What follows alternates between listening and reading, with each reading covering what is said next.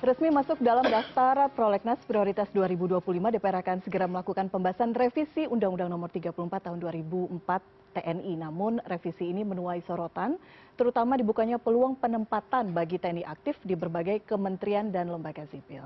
Revisi Undang-Undang TNI kontroversi, dui fungsi hidup kembali. Malam ini kita akan bahas dengan anggota Komisi 1 DPR RI, TB Hasanuddin. Selamat malam, Kang. Selamat malam. Terima kasih sudah hadir di studio kami, dan juga pengamat militer dari Center for Intermestic and Diplomatic Engagement atau CIDE, Anton Aliabas. Selamat malam, Mas Anton. Terima kasih sudah hadir. Dan juga mewakili masyarakat sipil, Direktur Imparsial, Mas Ardi Manto Adiputra. Mas Ardi, terima kasih sudah hadir bersama kami. Saya ke Komisi 1 DPR karena ini pembahasan revisi undang-undang ini panjang, 2 periode ya Kang ya, di periode sebelumnya dan sekarang sudah resmi disahkan masuk dalam daftar prioritas prolegnas. Urgensinya seperti apa sehingga kemudian DPR sekarang yang maju memberikan usulan untuk dimasukkan ke dalam prolegnas? Ya, jadi RUU ini, revisi ini itu pertama inisiatif dari DPR, kemudian juga menjadi inisiatif dari pemerintah dan sebagainya. Oke, kita melihat saja sekarang bahwa RUU ini sudah menjadi RUU prioritas yang harus dikerjakan dan sudah ada perintah dari pimpinan DPR untuk diserahkan tidak ke Baleg tetapi ke Komisi 1. Ya, ada 2 hal yang menarik yang terakhir ini.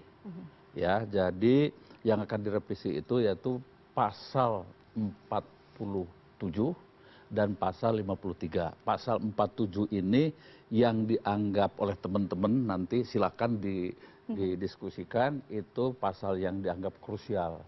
Ya, saya mungkin bacakan saja dalam pasal 47 itu, prajurit aktif dapat menduduki jabatan sipil pada kantor yang melindungi, membidangi ya, koordinator bidang politik dan keamanan negara, pertahanan negara, sekretariat militer presiden, kemudian intelijen negara, sandi negara, lembaga pertahanan nasional, kemudian Wantanas, kemudian SAR, narkoba nasional dan Mahkamah Agung.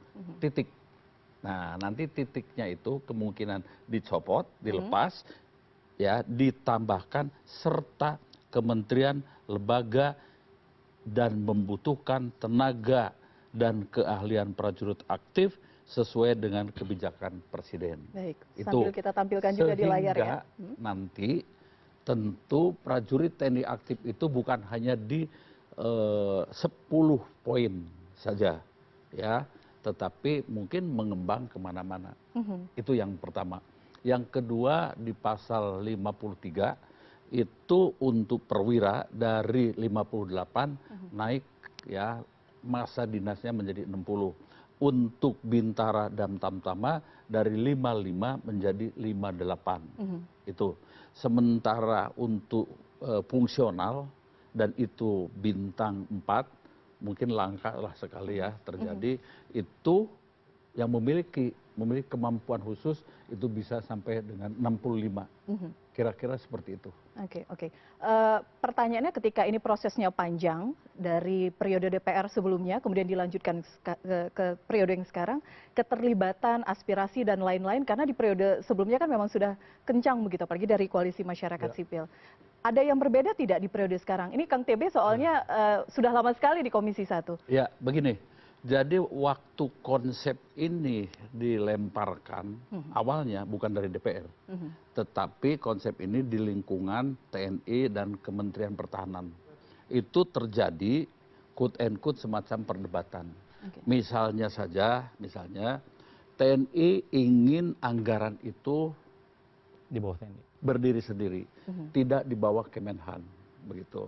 Kemenhan ingin juga, ya sudah, TNI masuklah dalam jajaran ya under kontrol atau barangkali subordinat atau bawahan dari Kemenhan dan sebagainya. Kemudian hal-hal lain yang memang kemudian banyak hal, kalau tidak salah sampai 15 pasal, tapi belum ke DPR. Terjadi perdebatan di sana dan sebagainya. Nah, yang masuk ke DPR itu tidak seperti sekarang. Informasi yang saya dapat nih bisa jadi ini ada tambah dan tidak. Secara khusus saya belum menerima ya, karena ini masih di pimpinan DPR. Baru 2 pasal ini konon ya, ini kalau tidak salah per tahun kemarin ya, jadi mulai mungkin September Oktober tuh ini ya, begitu 2 pasal itu saja.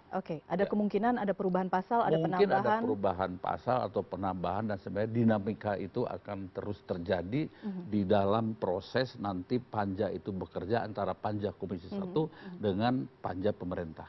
Baik. Saya ke Anda, sudah mengawal juga dari periode sebelumnya menolak ini, mewakili masyarakat sipil, tapi tampaknya DPR sudah membuat keputusan.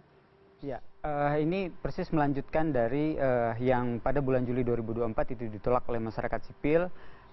Kemudian yang kita kritik waktu itu adalah selain soal proses pembahasan yang tertutup, kemudian tidak ada konsultasi publik yang memadai dalam pembahasan RUU TNI di DPR. Nah, hari ini sepertinya akan terjadi hal yang sama. Di mana masyarakat sipil juga kita belum mendapatkan naskah akademik, kemudian draft RUU pasal-pasal mana aja yang akan diubah. Tadi mungkin Pak TB baru membocorkan 2 pasal, tetapi juga tidak tertutup kemungkinan ada pasal-pasal lain yang justru lebih krusial, jangan-jangan dibanding pasal 47 dan pasal 53 ini. Nah, ini yang kita mengharapkan DPR dan pemerintah itu terbuka, ada konsultasi publik yang memadai.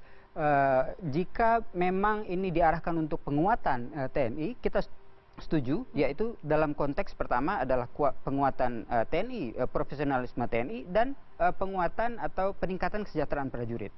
Gitu. Baik, kita belum bicara substansi, kita berbicara mengenai proses panjang revisi undang-undang ini. Saya ke Mas Anton sekarang, sama tadi pertanyaannya kalau ini mewakili koalisi masyarakat sipil, tapi dari pengamat militer sendiri melihat ini cukup urgent tidak? Karena memang undang-undang lama juga tahun 2004. Pertama, kalau bilang urgent. Karena apa? Karena ada sejumlah KL yang di situ ada prajurit aktif, tapi tidak ada basis legal undang-undangnya.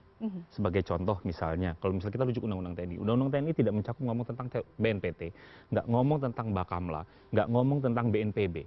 Sementara ada prajurit aktif yang di sana. Artinya sudah terjadi pelanggaran dong? Sudah ada prajurit pelanggaran, walaupun ada dalam Undang-Undang teknis juga itu memang disebut ya. Misalnya BNPT ada Undang-Undang terorisme, tapi kayak Bakamla nggak ada nih, cuma basisnya adalah Perpres.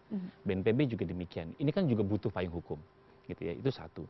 Kedua, kalau ngomong ada urgent, memang ada pergeseran nih, kalau kita ngomong tentang konteks global, ada pergeseran. Perang modern, perang masa depan itu nggak lagi ngomong tentang darat, laut, udara. Ngomong juga tentang siber, ngomong juga tentang antariksa. Pak Panglima TNI sudah bilang, kita mau buat sat siber. Kasa udah bilang, kita mau buat satuan ruang angkasa. Ini basisnya apaan? Kenapa? Undang-undang TNI tidak ngomong tentang siber, bahwa itu adalah ancaman yang harus ditangani oleh TNI. Tidak ngomong juga tentang antariksa. Gitu. Jadi kalau misalnya ngomong bahwa ada urgent, ada. Cuma bagi saya ketika ini cuma dikecilkan menjadi 2 pasal, bicara tentang ruang jabatan di sipil, lalu juga perpanjangan usia pensiun menjadi nggak esensial. Tidak menyentuh substansi yang diperlukan. Tidak menyentuh substansi itu. Apakah kita memang ingin membiasakan undang-undang itu kemudian secara intensif direvisi? Kenapa enggak? Yang esensial dulu kita lihat gitu. Apa esensialnya?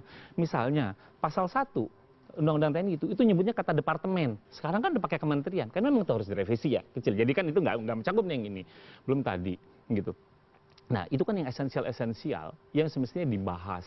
Gitu. Tapi kan selama ini perdebatan dari 2019 gitu ya, bagaimana bergulir di pemerintah sampai yang sebelum pemerintahan Jokowi berakhir, kan gesernya cuma di dua pasal itu saja. Ini yang kemudian saya menjadi heran, kenapa kok kita ribut cuma ini? Kalau kita ributnya cuma ini, wajar kemudian teman-teman masyarakat sipil curiga, kok jadi mau multifungsi lagi gitu. Apalagi dengan tadi kalau misalnya Pak TB menyantumkan tuh, jadi sangat longgar. Padahal ketika ngomong tentang profesionalisme militer, tugas militer kan jelas. Bagaimana dia fokus menjadi alat utama untuk pertahanan negara. Gitu. Ini yang kemudian kalau ini nanti akan lama, sifatnya permanen kan itu akan mengganggu. Kita bicara tentang profesionalisme. Ini yang bagi saya menjadi perhatian. Yang lebih esensial itu harusnya yang ini. Kenapa kok dibahas cuma yang kecil ini? Gitu. Saya berharap kemudian karena ini prosesnya menjadi harapannya akan jadi lebih panjang dan lebih komprehensif, yang nggak hanya cuma nanti 2 pasal ini aja.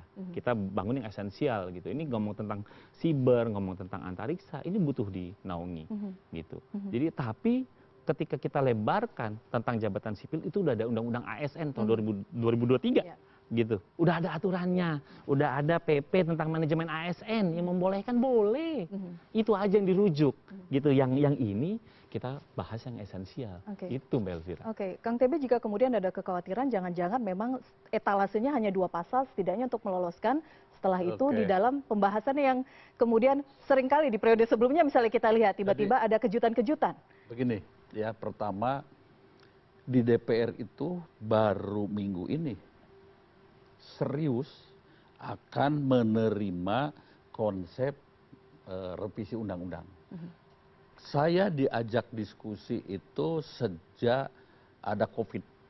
Ketika COVID berkembang, lalu TNI, bahkan BIN, waktu itu dikerahkan dan sebagainya, orang mulai pemikiran bagaimana kalau ada penambahan fungsi dari prajurit-prajurit TNI aktif ini. Waktu itu sudah diskusi, tapi diskusi itu hanya terbatas belum masuk ke DPR, belum. Ya, tahun kemarin pun belum menjadi skala prioritas.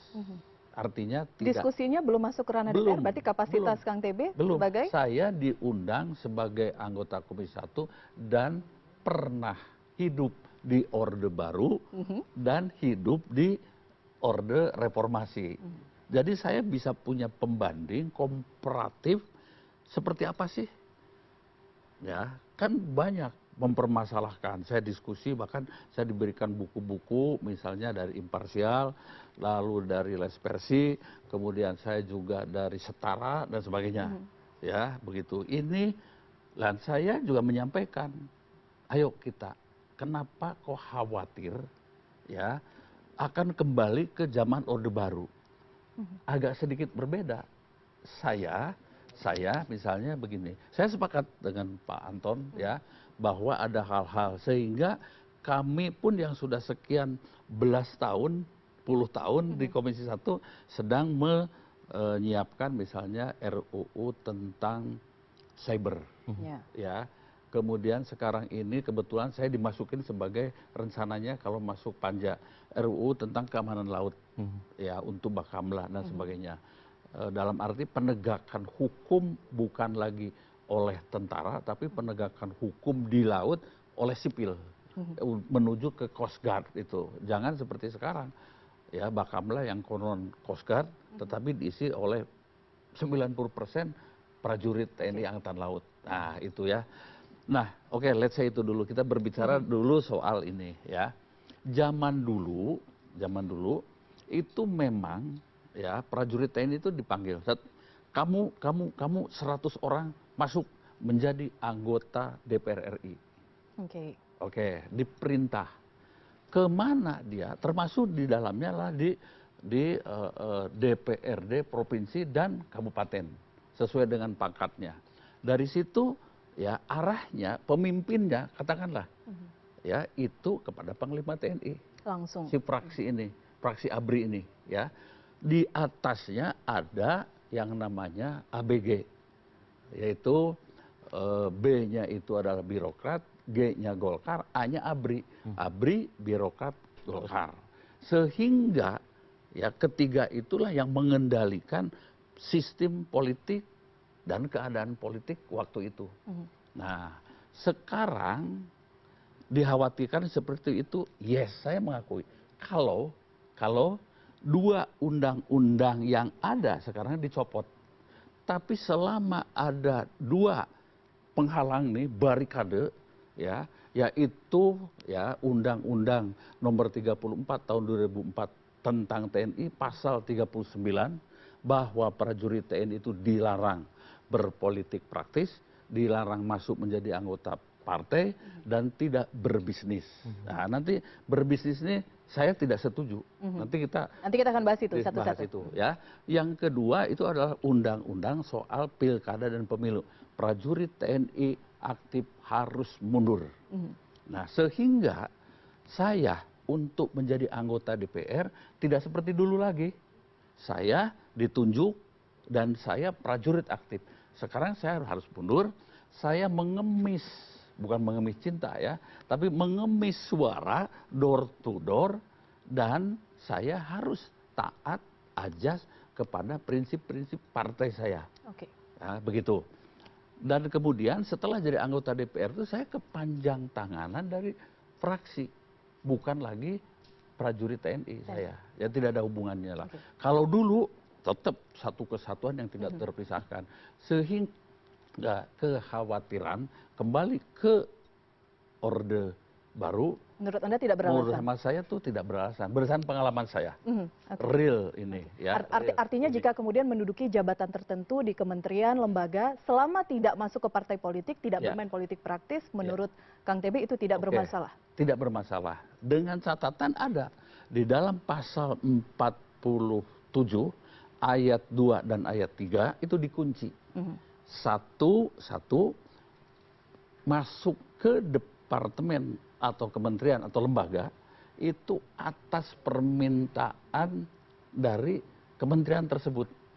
Dengan berbagai pertimbangan bahwa perlu prajurit TNI aktif di sini.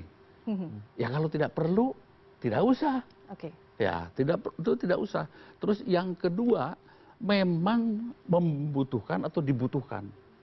Kalau tidak butuhan ya sudah. Jadi artinya kalau sekarang yang terjadi ada prajurit aktif di kementerian lembaga, menurut Kang TB itu bukan arahan presiden, tapi lebih ke kementerian lembaga yang membutuhkan. Harusnya nanti kalau nanti dengan undang-undang ini, kalau sekarang mungkin bisa jadi seperti yang Anda sampaikan. Tapi bukan saya yang ngomong ya. Nah, tetapi besok harus atas permintaan menterinya. Nah, Oke. saya yang khawatir ini bapak-bapak, bukan kembali lagi ke Orde Baru, enggak. Selama undang-undang pemilu, undang-undang pilkada dan undang-undang TNI khususnya pasal 39 itu masih ada, saya tidak khawatir. Yang khawatir adalah merit system untuk ASN. Oke. Bayangkan kalau dia kabag, kasubag, kabag, kepala biro, deputi atau dirjen, saya sudah 35 tahun mau jadi dirjen, diisi datang oleh prajurit TNI. Oke, itu yang harus cari solusi. Menjadi concern juga ya. Sehingga saya setuju dikunci dengan atas permintaan menteri yang bersangkutan atau kepala lembaga yang bersangkutan. Oke, ini diborong semua, tapi saya tanya Mas Ardi dulu. Sepakat dengan itu selama tidak berpolitik praktis, sehingga tidak perlu khawatir dui fungsi akan hidup kembali? Pertama ini, pasal 47 Undang-Undang 34 2004 itu kita harus lihat nature-nya. Yaitu di ayat 1-nya itu mengatakan bahwa prajurit TNI aktif itu tidak boleh menduduki jabatan sipil. Artinya, pengecualian bagi prajurit TNI untuk menduduki jabatan sipil itu harus mundur. Bagi prajurit TNI, apakah itu berdasarkan permintaan tadi oleh kementerian atau lembaga, itu diwajibkan untuk mundur. Nah, nature-nya adalah tidak boleh itu menduduki jabatan sipil karena tugas raison d'être TNI militer itu adalah pertahanan.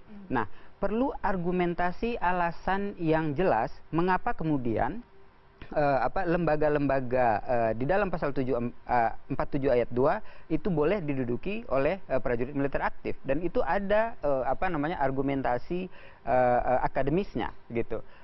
Lembaga ini apa. Jadi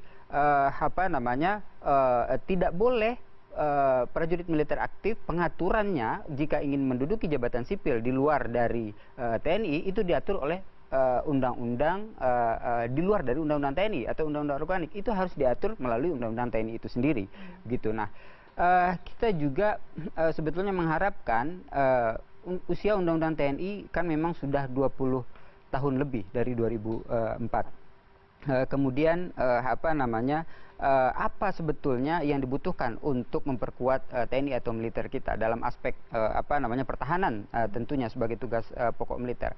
maka dari itu penting bersama-sama pemerintah dan DPR itu untuk melakukan evaluasi terlebih dahulu gitu terhadap secara keseluruhan terhadap sektor pertahanan kita sebelum kemudian hanya mengusulkan 2 pasal dan kemudian dikhawatirkan ada pasal-pasal titipan selama pembahasan kemudian yang dapat membahayakan demokrasi dan mengembalikan dui fungsi ABRI. Nah, sebelum ke evaluasi itu tadi kan cukup pede begitu ya Kang TB, ada pasal-pasalnya yang mengunci sehingga dui fungsi itu tidak mungkin lagi hidup gitu. Ya, ini sequence sebetulnya arahnya ke sana begitu. Di mana kemudian kita tahu dalam kasus misalnya korupsi Bakamla begitu ya, kepala Bakamla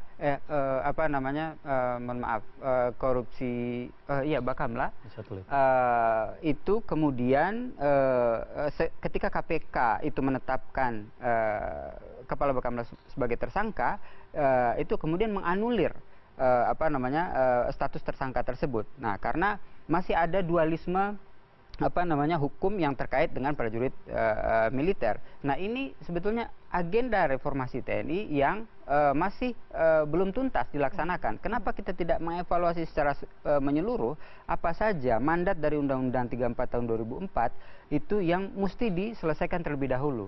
Seperti misalnya diantaranya revisi Undang-Undang 31 tahun 97 tentang peradilan militer untuk menciptakan kesamaan di hadapan hukum, kemudian juga restrukturisasi komando teritorial dan kemudian dan seterusnya. Ini kita tidak bisa memberikan cek kosong kepada DPR dan pemerintah itu untuk merevisi Undang-Undang 34 Undang-Undang TNI hari ini itu hanya dengan melihat 2 pasal itu saja untuk memperluas kewenangan TNI untuk menduduki jabatan sipil dan juga memperpanjang usia pensiun. Oke, baik, kita jeda dulu. Kami masih akan bahas sejumlah pasal kontroversial dan revisi Undang-Undang TNI sesaat lagi.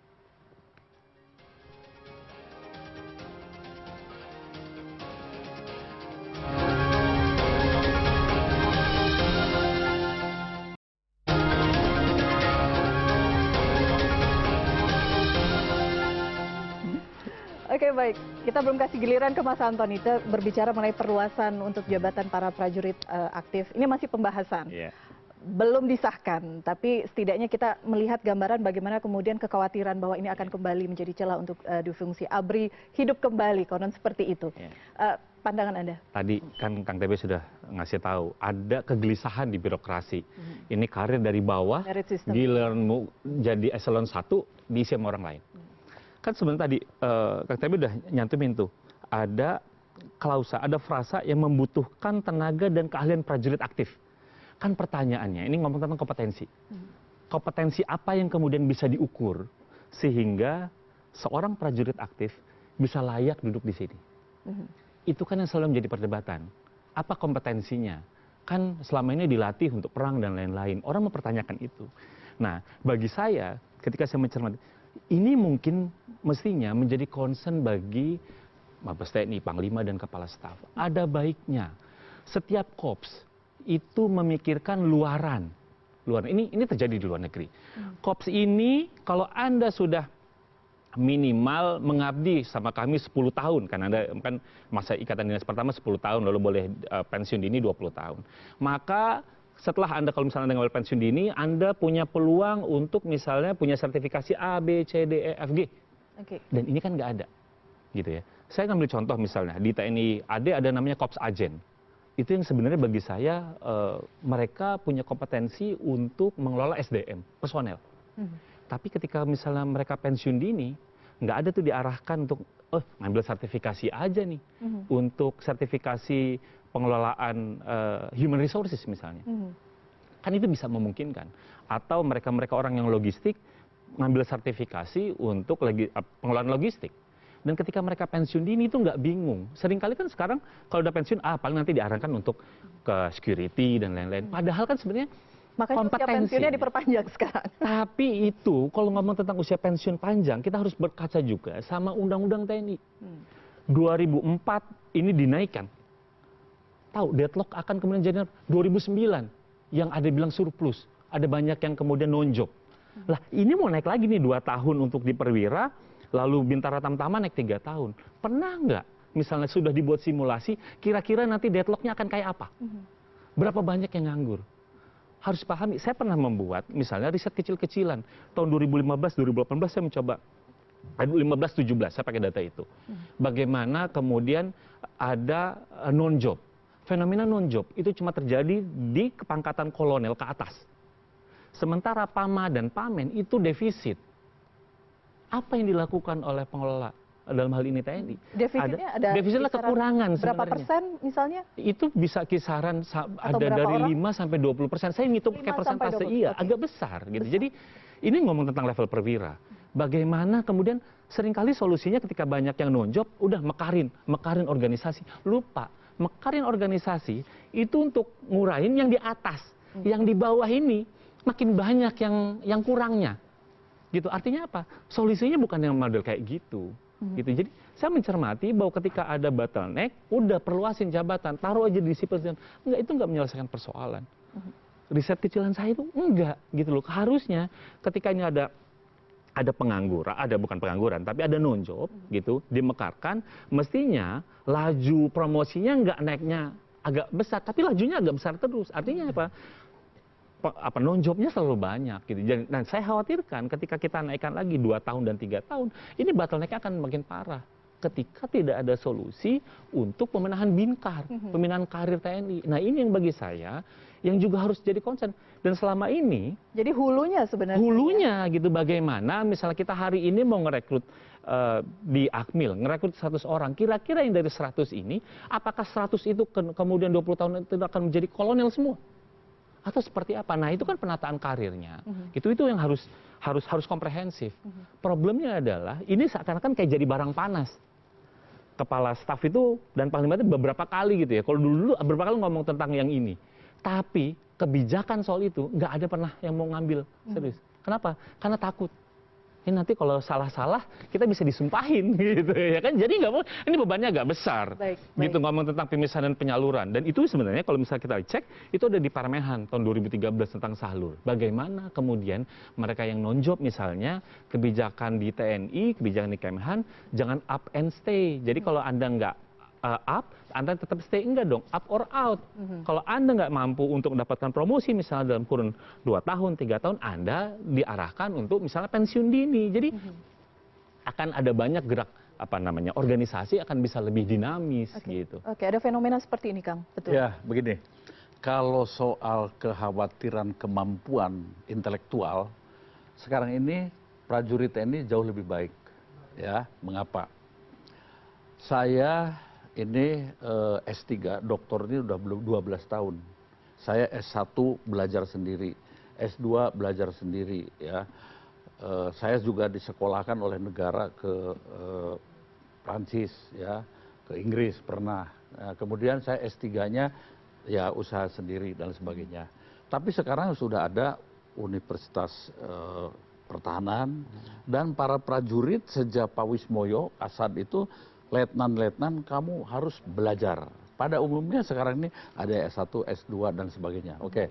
Jadi ada perkembangan itu ya. Soal ternyata sekarang ini kolonel surplus. Misalnya brigjen banyak yang nganggur dan itu sebetulnya bukan dari keadaan ini lalu dicarikan sekarang perlu dicarikan jabatan di luar militer atau di sipil, tidak.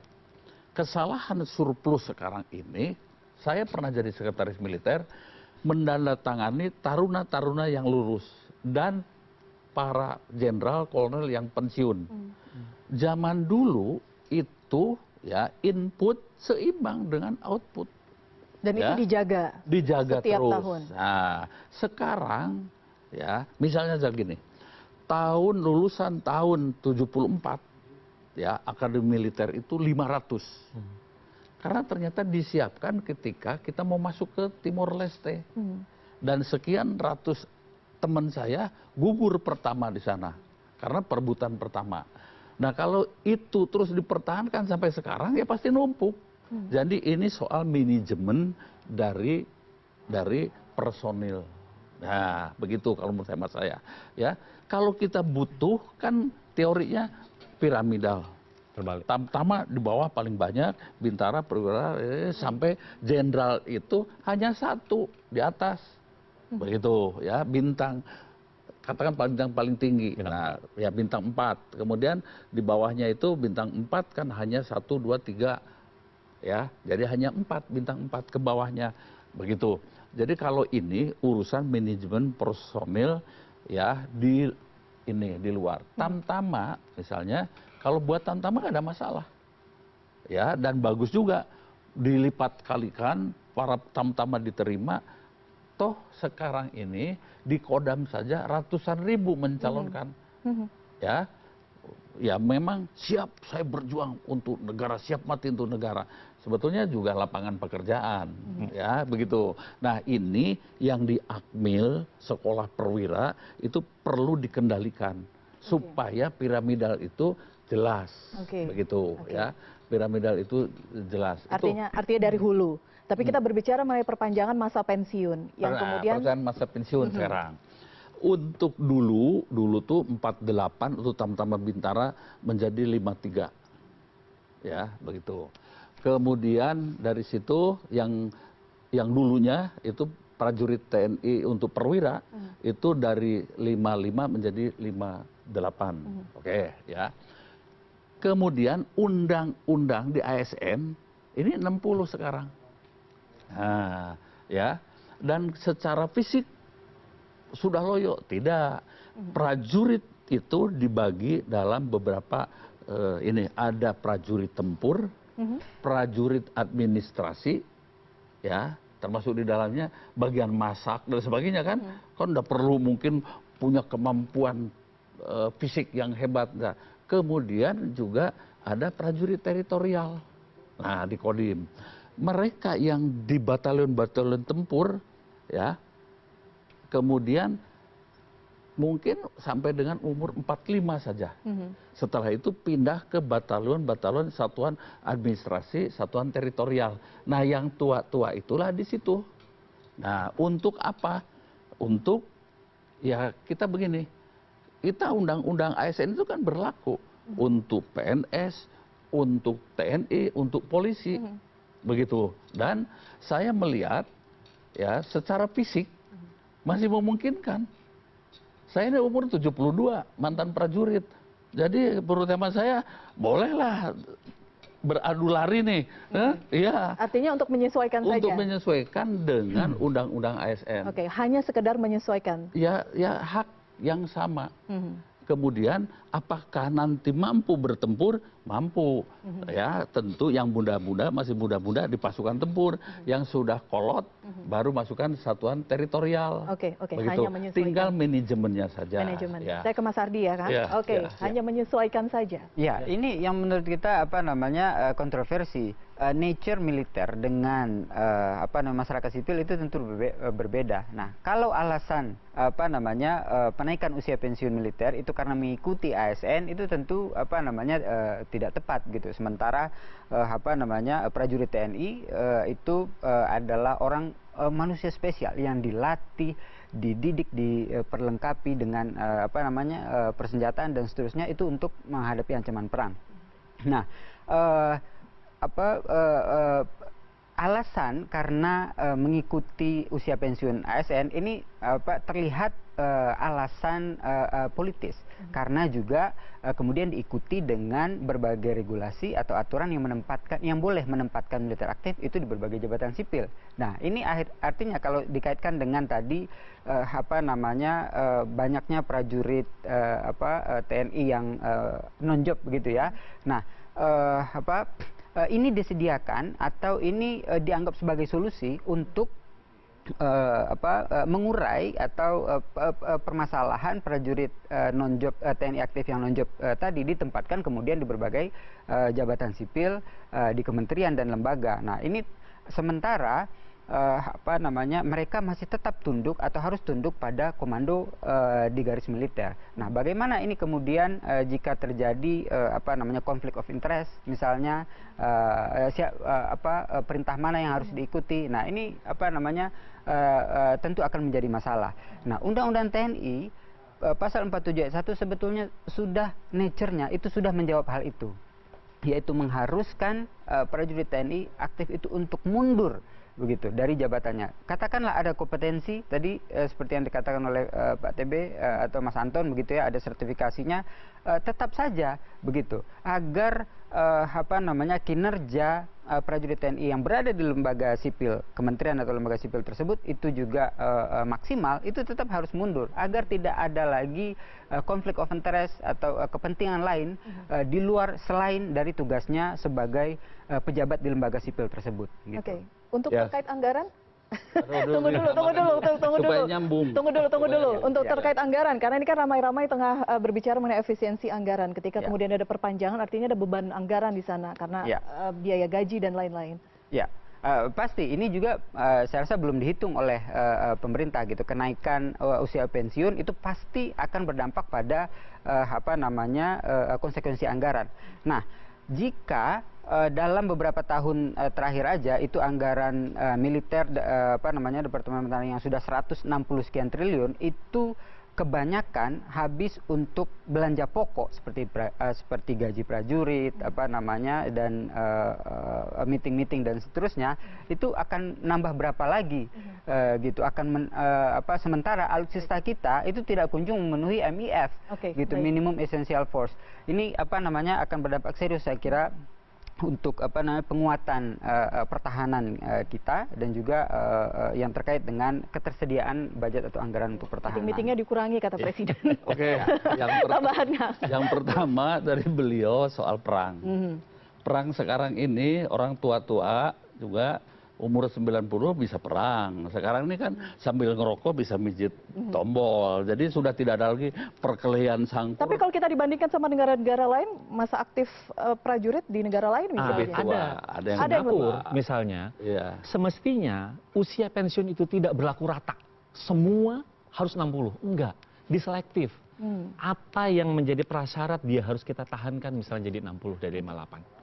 Jadi kalau misalnya di Singapura jelas, mereka yang punya kompetensi tertentu yang dibutuhkan, misalnya mereka dokter, mereka teknisi senjata dan lain-lain, iya dibutuhin. Jadi kapasitasnya tidak dipukul rata. Ada kompetensi nggak pukul rata. Kalau misalnya cuma posisi manajerial, ya buat apa gitu kan, kita butuh yang mereka dari bawah ini naik ke atas.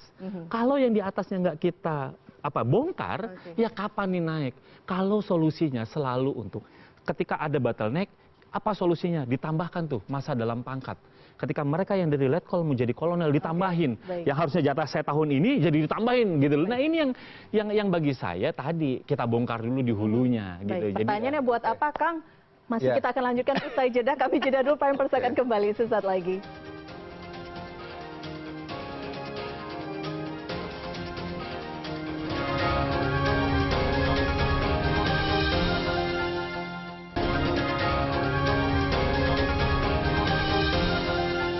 Baik, terima kasih Anda masih bersama kami. Saya ke Kang TB, kita berikan hak jawab lah tadi ya soalnya.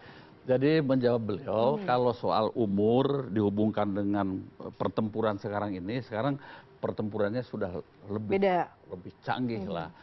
Mijit kenop dan sebagainya, mungkin sambil tidur-tiduran, sambil ngerokok jarak jauh dan sebagainya. Dengan perlengkapan yang serba modern ya. Jadi tidak usah masalah. Dan setahu saya mantan-mantan prajurit itu dibandingkan mohon maaf dengan pensiunan sipil, fisiknya jauh lebih baik lah, lebih fresh lah. Contoh diantaranya saya lah. Jualan nih meskipun nggak kampanye ya, sekarang nggak masa kampanye. Gitu ya, contohnya. Jadi terus yang kedua, soal apakah nambah tahun itu ya, itu nanti akan bertambah juga istilahnya biaya untuk menggaji. Ya begini, pertama kami akan atur gradual. Jadi ketika tahun ini dinyatakan mulai berlaku umur 60, maka yang tahun ini mau habis tidak 2 tahun, cukup 1 tahun. Baru ya tahun depan yang memang masih ada umur di 58 baru 60.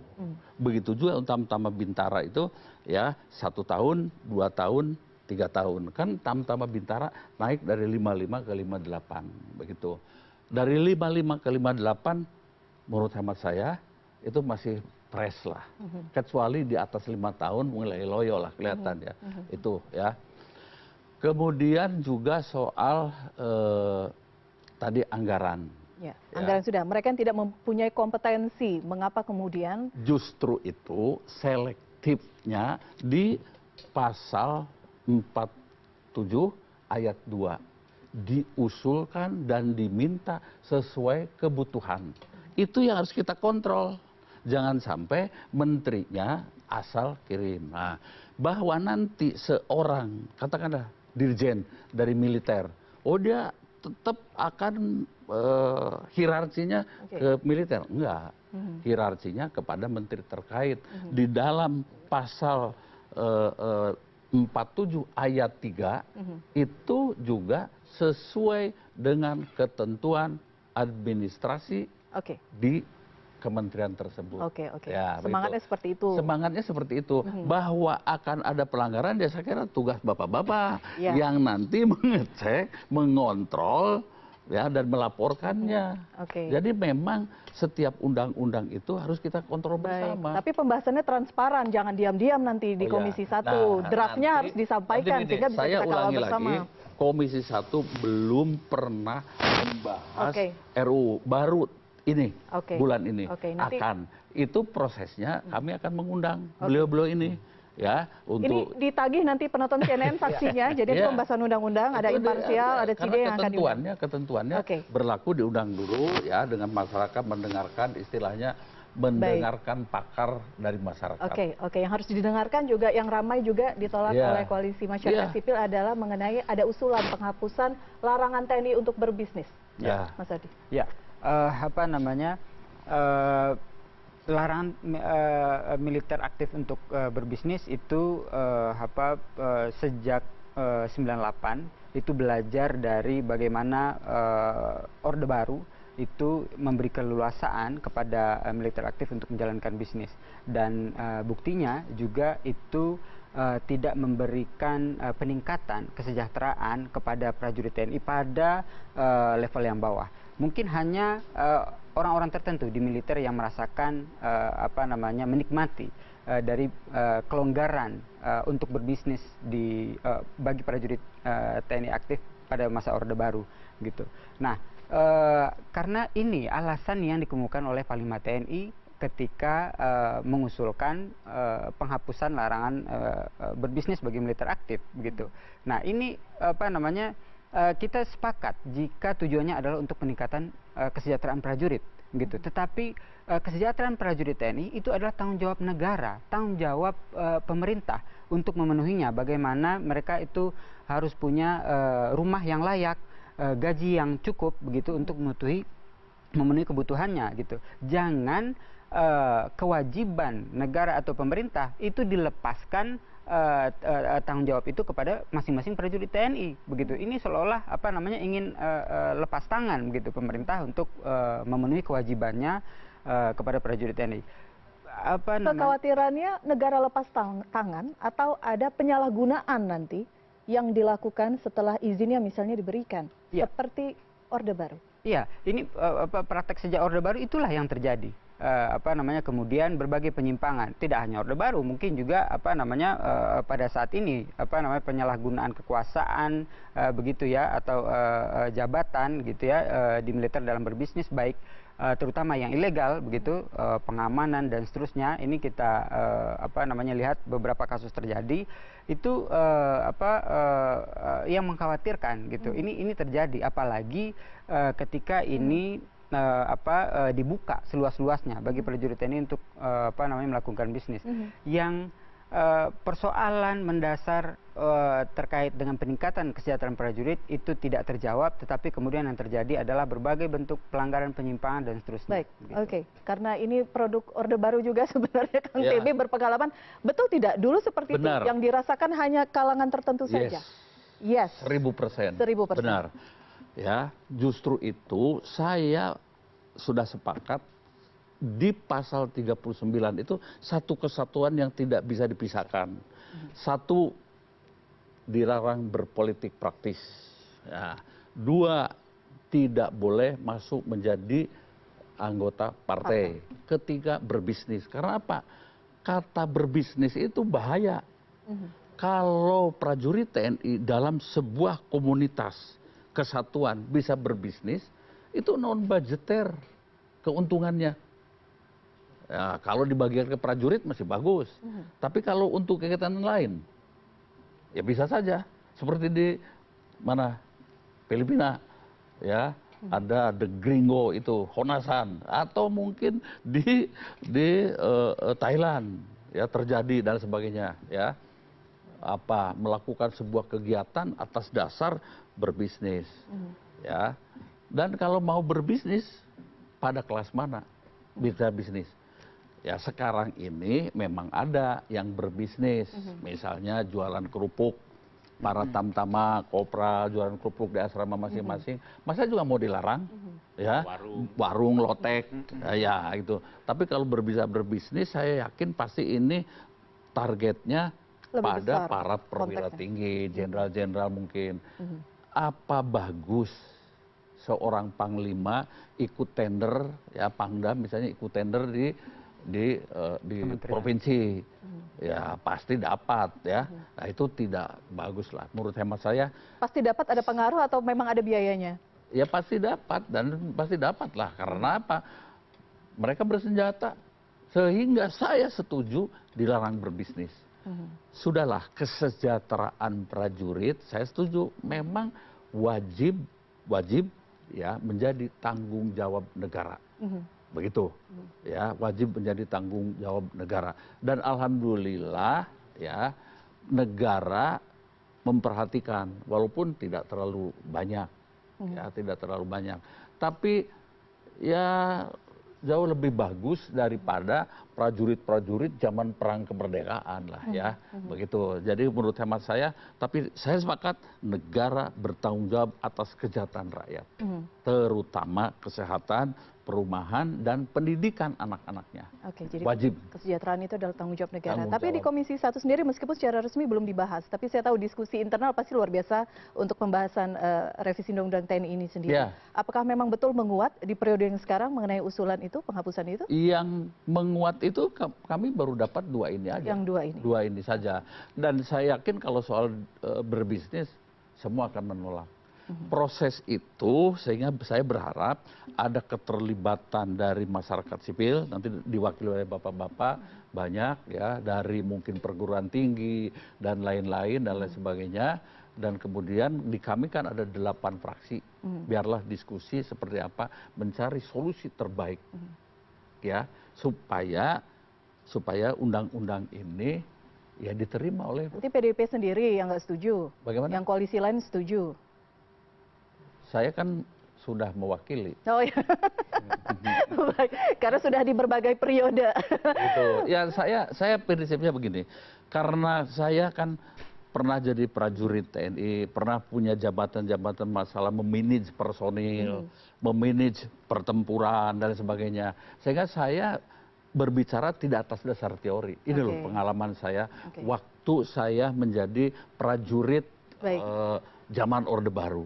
Itu kan juga mohon maaf, bukan keinginan prajurit, enggak. Prajurit paling tinggi berbintang 5 memerintahkan kan, nah, begitu ya sudah kami ini zaman itu waktu saya masih kapten ya sudah siap komandan. Ya sudah selesai. Ini pengalaman. Semoga betul ya nuansa yang disampaikan hari ini betul itu nanti akan terjadi dialogis di internal Komisi 1. Saya tanggapan Anda dulu. Iya, pertama kalau ngomong tentang berbisnis, sebenarnya Undang-Undang TNI itu sudah menjelaskan. TNI profesional salah satu kriterianya adalah mendapatkan kehidupan yang layak. Ya. Jadi dan katanya tadi seperti Mas Ardi bahwa untuk kehidupan layak itu memang tanggung jawab negara. Jadi ketika ada kekurangan untuk penghidupan yang layak, itu memang negara harus ambil alih. Tidak bisa kemudian kita akan cari solusi jalan pintas dengan membolehkan mereka untuk berbisnis. Nggak bisa kayak gitu. Itu namanya betul negara akan jadi lepas tangan. Buat tentara profesional di Undang-Undang TNI itu sudah mendefinisikan. Problemnya kan kesejahteraan layak itu kan nggak melulu soal uang. Ada ngomong tadi ada pendidikan, ada kesehatan, ada rumah. Ini kan jadi problem juga. Dan itu harus disatukan. Gitu. Nah ini yang kemudian kalau misal argumentasi ini kan nanti larang prajurit kita UMKM, bukan itu tadi sebenarnya. Kalau yang warung ya nggak ada masalah dengan yang warung itu, gitu. tentara prajurit bawah udah jelas mereka mengambil mencari sambilan, kan ada yang banyak jadi tukang ojek dan lain-lain. Itu kan karena penghidupan yang layaknya tidak dipenuhi oleh negara. Jadi dengan kata lain, negara belum memenuhi kewajibannya. Ini yang bagi saya ya, sebenarnya ada perbedaan antara ASN TNI Polri. Jadi ASN yang memang sipil, TNI Polri ya TNI Polri. Karena itulah kalau saya pribadi setuju, penggajiannya berbeda. Karena yang TNI Polri itu 24 jam, 7 hari, nggak ada libur. Nah, yang sipil kan jelas ada liburnya dan lain-lain. Sebenarnya beda, bisa kita dengan model pemberian kesejahteraan yang berbeda, nomenklaturnya yang berbeda. Karena Undang-Undang ASN tahun 2023 itu jelas cuma mengatur untuk yang sipil. TNI Polri boleh duduk di situ, tapi harus pensiun, bla bla bla, ada aturannya.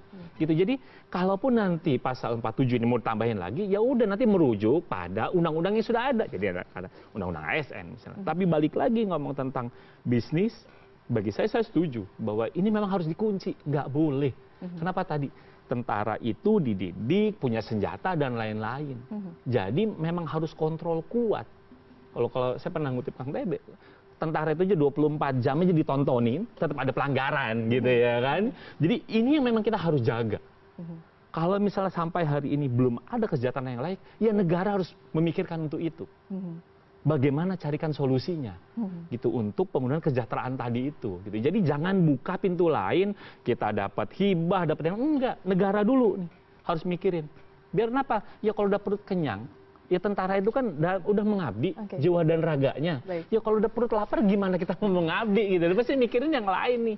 Anak istri saya harus makan. Gitu. Jadi bagi saya tidak bisa menjadi alasan pembenar bahwa ketika ini gara prajurit UMK no. Itu adalah urusannya negara. Negara nggak boleh lepas tangan. Nggak boleh kita kemudian membuka pintu gara-gara negara tidak mampu, kemudian kita menyerahkan mereka untuk berisi. No, itu namanya negara lepas tangan. Bagi saya memang negara yang harus bertanggung jawab terhadap kesejahteraan itu. Gitu. Itu Mbak. Berbicara mengenai kesejahteraan itu juga menjadi concern koalisi masyarakat sipil, mahasiswa, termasuk juga bagaimana perhatian luar biasa terhadap revisi Undang-Undang TNI ini, termasuk gerakan mahasiswa yang besok akan berlangsung. Kita akan bahas usai jeda, tetap bersama kami.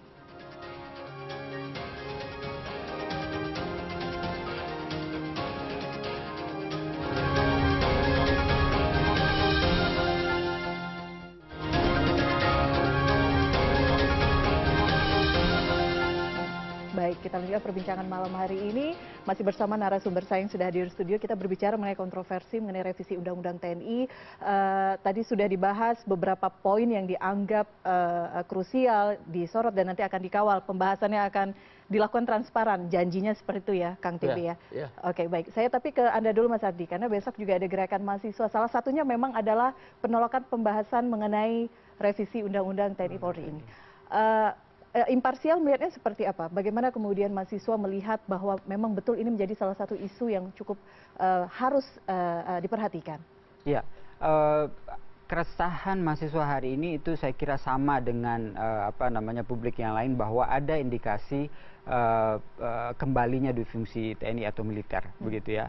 32 tahun duifungsi masa Orde Baru itu masih membekas dengan jelas di benak sebagian masyarakat Indonesia, terutama para korban pelanggaran hak asasi manusia yang dulu misalnya ya merasakan menjadi korban kekerasan atau berbagai bentuk pelanggaran hak asasi manusia. Ini tentu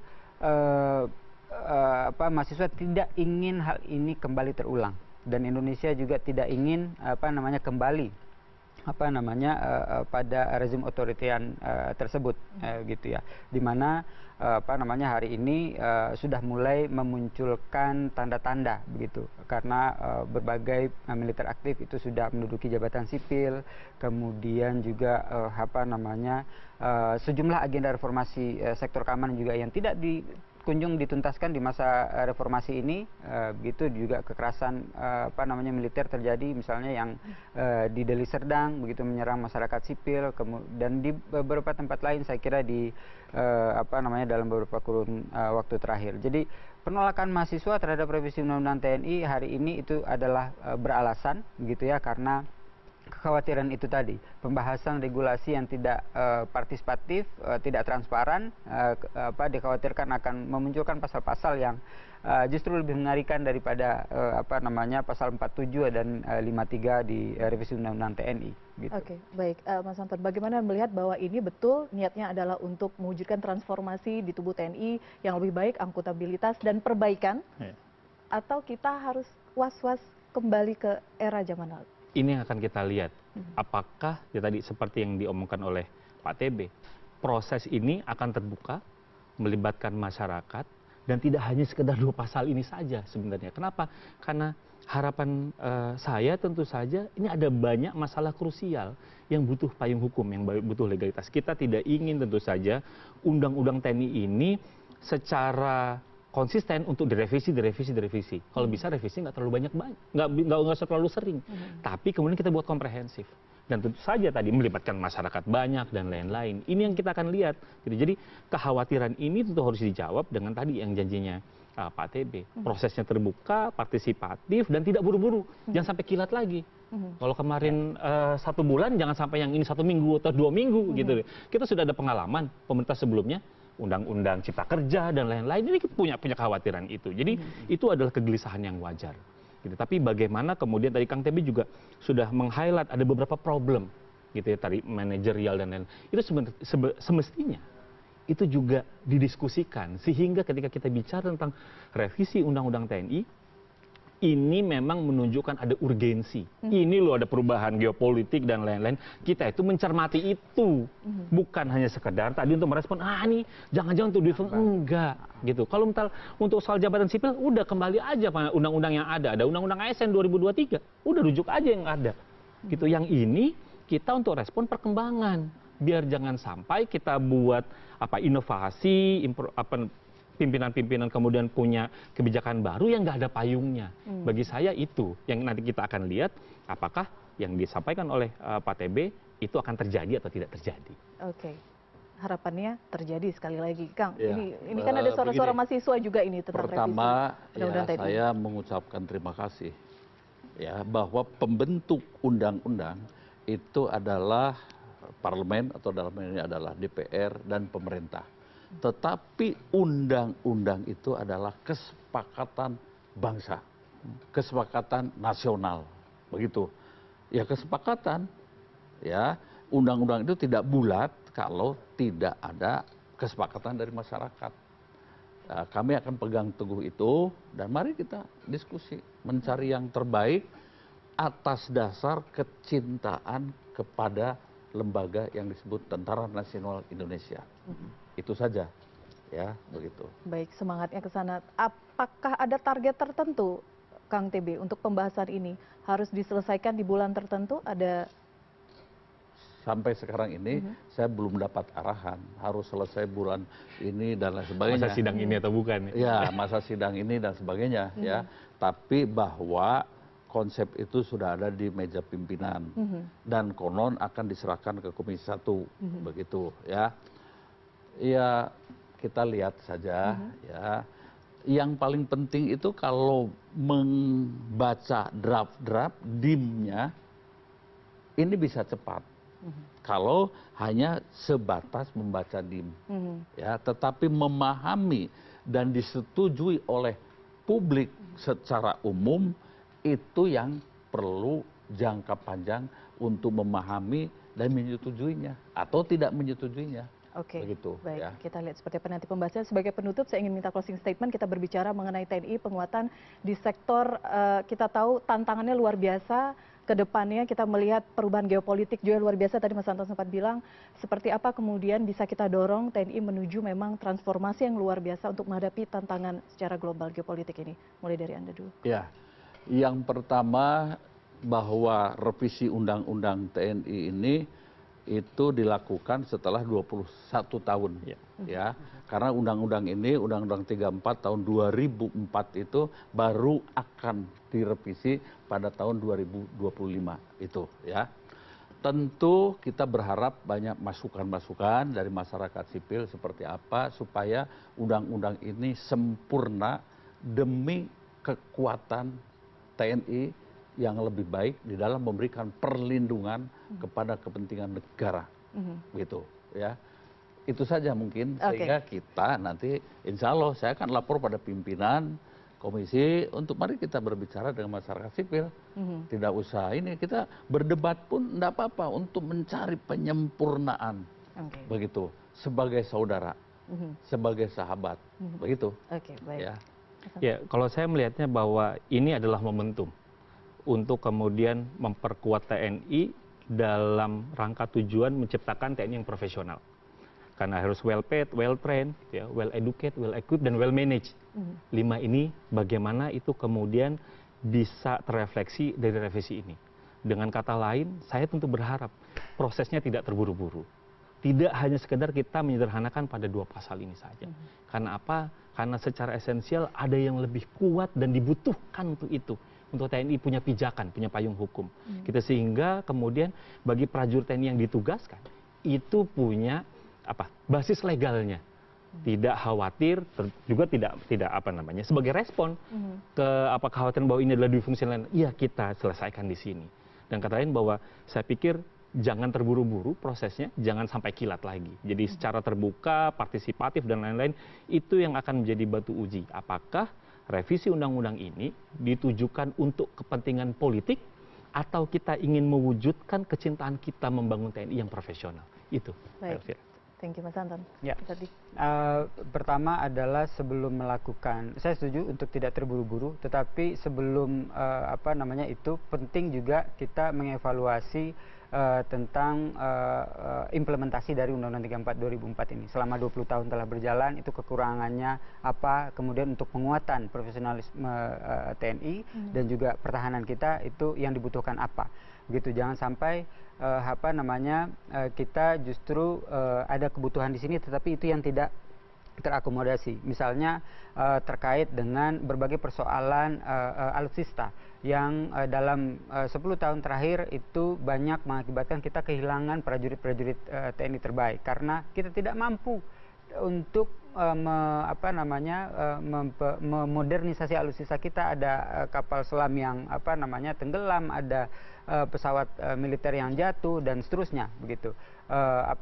Kita evaluasi dulu secara keseluruhan, baru kemudian mana yang perlu diperkuat, ini kita perkuat melalui revisi berbagai regulasi terkait dengan pertahanan dan juga TNI. Oke, baik. Terima kasih catatan dan masukannya. Kita lihat seperti apa pembahasan nanti revisi Undang-Undang TNI ini. Terima kasih Kang TB, Mas Anton, Mas Ardi sudah bersama kami malam hari ini. Revisi Undang-Undang TNI kini menyita perhatian. Perluasan jabatan publik bagi militer aktif menjadi catatan. Transparansi pembahasan menjadi suatu keharusan agar catatan kelam sejarah masa lalu tak kembali terulang. Saya Elvira Karunisa, terima kasih Anda sudah bersama kami. Kita jumpa lagi pekan depan di Prime Plus. Selamat malam.